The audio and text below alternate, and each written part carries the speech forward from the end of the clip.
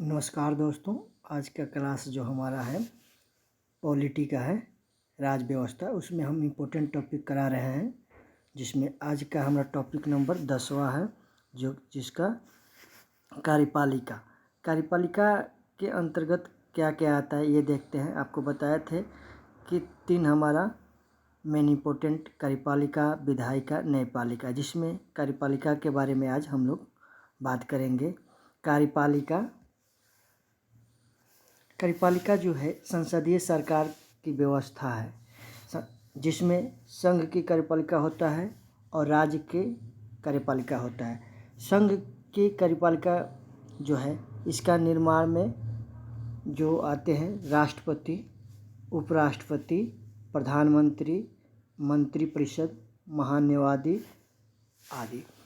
जैसे आज प्रेजेंट में जो वर्तमान काल में राष्ट्रपति हैं द्रौपदी मुर्मू, जो 15वां नंबर के हैं, और जगदीप धनखड़ ये 14वां नंबर के उपराष्ट्रपति हैं, और प्रधानमंत्री नरेंद्र मोदी 15वां नंबर है।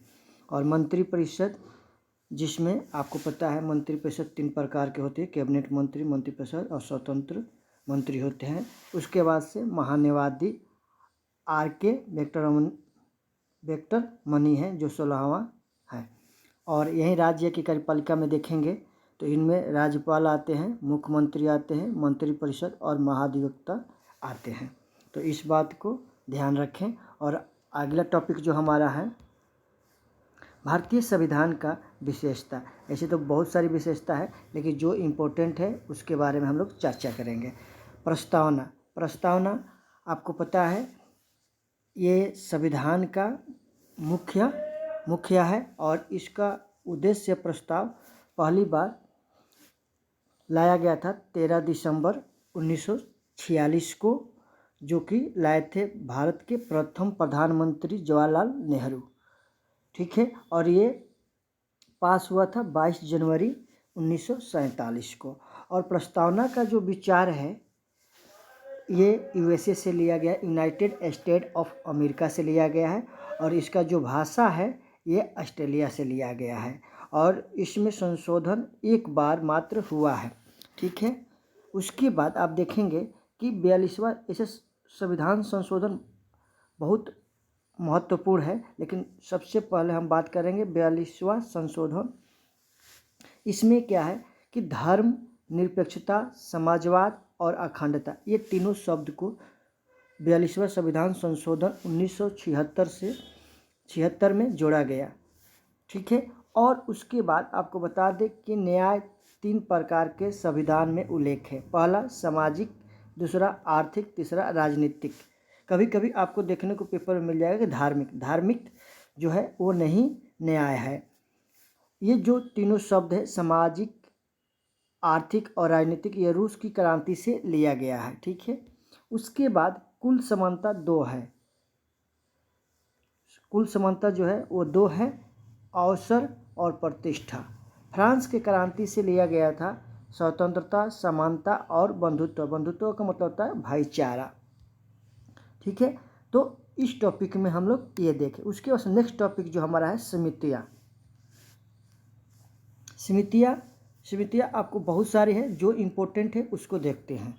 पहला जो हमने देखना है संघ जो समिति है, इसको जो अध्यक्ष थे वो पंडित जवाहरलाल नेहरू थे, और ये और भी थे संघ संविधान समिति का, संघ शक्ति समिति का। उसके बाद से जो प्रांत समिति था उसका जो अध्यक्ष थे सरदार पटेल थे, और इसके अलावा मूल अधिकार, अल्पसंख्यक, प्रांतीय समिति। उसके बाद आपको प्रांतीय संविधान समिति का भी अध्यक्ष रहे।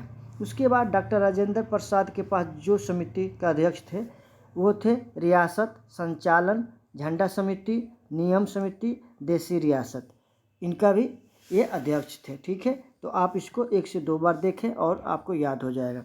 उसके बाद प्रमुख समिति का अध्यक्ष जो थे वो भीमराव अंबेडकर जी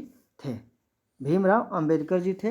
ये प्रमुख समिति जो था पहली बार 29 अगस्त 1947 को ये समिति को तैयार किया गया था, और इसमें कुल सदस्य जो थे 7 थे। जो 2 सदस्य उसमें हटने के बाद नया आए। पहला जो थे DP खेतान, इनको मृत्यु होने के बाद। दूसरा का BL मित्रा, जो स्वास्थ्य खराब होने के बाद। आप इसको देख लेते हैं, इस प्रकार है। पहला जो है मोहम्मद सादुल्ला, दूसरा जो है TT कृष्ण मचारी, तीसरा है आपका अलादी कृष्ण स्वामी अय्यर, चौथा है आपका गोपाला स्वामी अयंगर, पांचवा है MN राव और छठा है KM मुंशी और सातवां इंक्लूड उसी में भीमराव अंबेडकर जी थे। तो इसको अंबेडकर जी को लेकर 7 होते हैं, ठीक है। तो आप इसको देखें। उसके बाद देखते हैं 13वां जो इम्पोर्टेंट टॉपिक है हमारा, ये है मौलिक अधिकार। ये मौलिक अधिकार बहुत ज़रूरी है। भारत के संविधान में इसका सबसे महत्व रखा है और इस मौलिक अधिकार को अमेरिका से लिया गया है और ये भाग 3 में रखा गया है और अनुच्छेद जो है 12 से 35 यानी 12 to 35। और मौलिक अधिकार का जो नेचर है ये प्राकृतिक नकारात्मक है। भारतीय संविधान का मैग्ना कार्टा इसको कहा जाता है। मौलिक अधिकार का